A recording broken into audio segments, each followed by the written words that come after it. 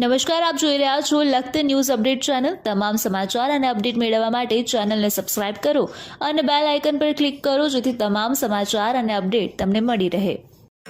ધાંગધ્રાની આદર્શ નિવાસી શાળામાં ઝેરી કોબરા સર્પ નીકળતા તેનું સુરક્ષિત રેસ્ક્યુ કરી જંગલ વિસ્તારમાં છોડી મૂકવામાં આવ્યો। સરીસૃપ સંરક્ષણ સોસાયટીના ગુજરાતના જાવદ સર્પ રેસ્ક્યુઅર જયેશકુમાર ઝાલાની ટીમ દ્વારા રેસ્ક્યુ કરવામાં આવ્યું।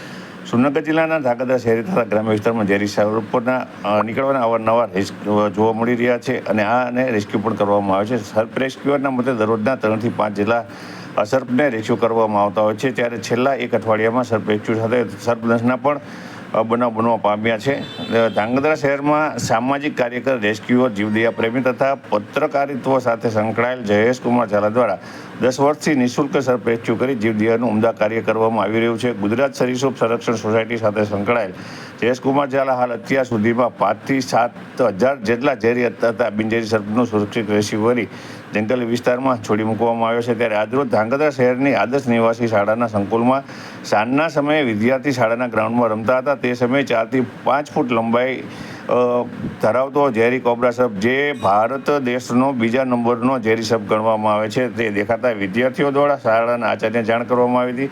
શાળાના આચાર્ય દ્વારા સર્પ રેસ્ક્યુઅર જયેશકુમાર ઝાલાને જાણ કરવામાં આવી હતી, ત્યારે જયેશકુમાર ઝાલા તુરંત તેમની ટીમ સાથે ત્યાં પહોંચી ગયા હતા અને તેમના દ્વારા આ જે ઝેરી કોબરા સર્પ છે તેનું રેસ્ક્યુ કરવામાં આવ્યું હતું અને વિદ્યાર્થીઓને તેની જાણકારી પણ આપવામાં આવી હતી કે આ સર્પ છે તેને મારવા નહીં, રેસ્ક્યુઅરને બોલાવી તેને રેસ્ક્યુ કરાવી અને સલામત છોડી દેવા। નિવાસી શાળા ધાંગધ્રામાં આજે સાંજે 5 વાગે સ્કૂલ પૂર્ણ થતાં ત્યારબાદ વિદ્યાર્થીઓ શાળાના મેદાનમાં જ્યારે રમતા હતા ત્યારે એક ઝેરી સાપ કોબરા દેખાતા મેં શાળાના આચાર્ય તરીકે હું મુકેશભાઈ એલ કલોત્રા તાત્કાલિક સાપ રેસ્ક્યુ કરનાર જયેશભાઈ ઝાલાનો સંપર્ક કર્યો।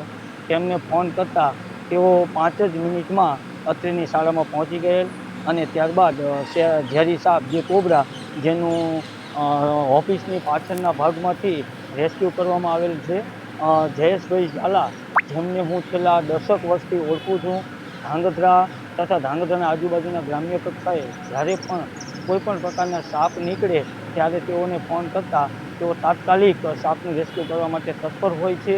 આ બાબતમાં તેઓ કોઈપણ પ્રકારનો ચાર્જ પણ લેતા નથી। અમારી શાળામાં આજ સુધી લગભગ જયેશભાઈએ 50 થી 60 સાપનું રેસ્ક્યુ પણ કરેલ છે અને અમારા બાળકોને સુરક્ષિત અનુભવ આ લોકો આપે છે। જ્યારે પણ સાપ નીકળે, અમે રાતનો સમય હોય તો પણ ભલે કે દિવસનો સમય હોય તો પણ ભલે જયેશભાઈને ફોન કરતાં તેઓ તાત્કાલિક અત્રેની શાળામાં આવી અને સાપનું રેસ્ક્યુ અવારનવાર કરેલ છે। એમની આ કાર્યને અમે ખૂબ જ બિરદાવી છીએ।